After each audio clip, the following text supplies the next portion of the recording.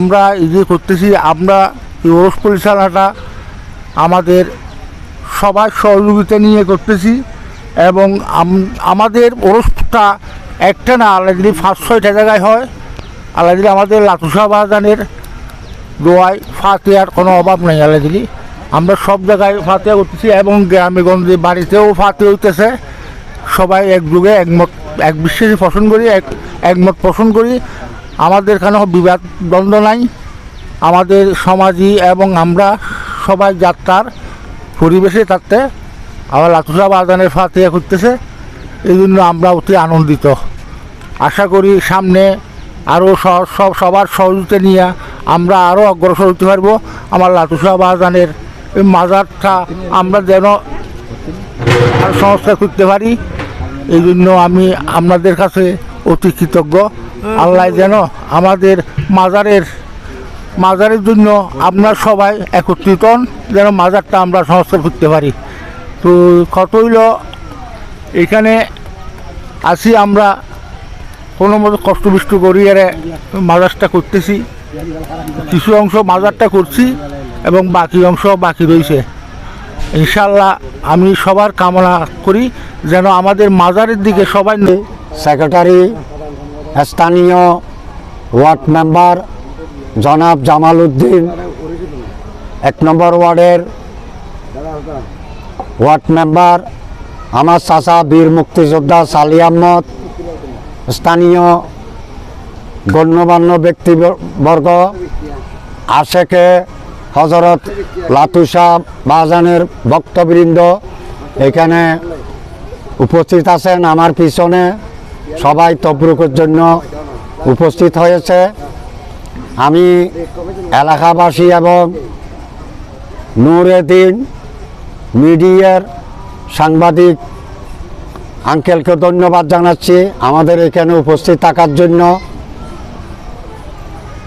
বিসমিল্লাহির রহমানির রহিম।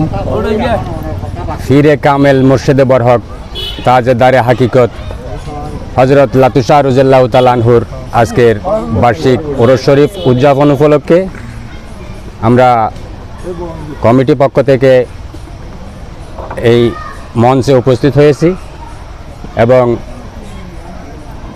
সবাই আমাদেরকে সহযোগিতা করতেছে, এলাকাবাসী, প্রবাসী এবং সর্বস্তরের জনগণ আমাদের সাথে আছেন ইনশাল্লাহ। তা আমাদের মাঝে এখন উপস্থিত আছেন আমাদের উরস পরিচালনা কমিটির সভাপতি, সেক্রেটারি সাহেব এবং সদস্যবৃন্দ, আমার শ্রদ্ধাভাজন মুরব্বী, আমার সহযোদ্ধা 1 নং ওয়ার্ডের মেম্বার জনাব সালে আহমদ বীর মুক্তিযোদ্ধা সাহেব এবং অনেকে আমাদেরকে সহযোগিতা করতেছে।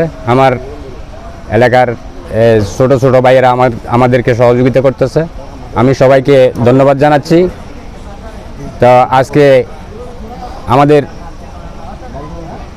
অনেক তবরুক আমরা রেখেছি। 131 টন ফলের দিয়ে তো অন্তত 30 বছর ধরে আরও আড়ালো জড়িত থাকি কমিটির মাধ্যমে। এই ওরও সারা মানে চালাই নিতে আছি ইনশাল্লাহ। তার মানে প্রতি বছর আর মানে বড় বাড়তি রুল এই বছর মধ্যে আরও বেশি আনন্দ লাগবে। সেটা সবুজ চিকিৎসার ডাক্তারাই সকালবেলা হইতে অন্তত দিনুর 2টা পর্যন্ত অনেক মানে রুগী হল এটা চিকিৎসালয় গেছি, এই আর বেশি আনন্দিত। আর কত যে তার মানে আর ওরস সামালিক যে ওরস গরিবের কারণ আর মাজারের কিছু খাম চলতে আছে আরও কিছু খাম বাইরে গিয়ে তার মানে যারা মনে করে সহযোগিতা করতেছ, সহযোগিতা করি গেলে এখনও সুযোগ আছে।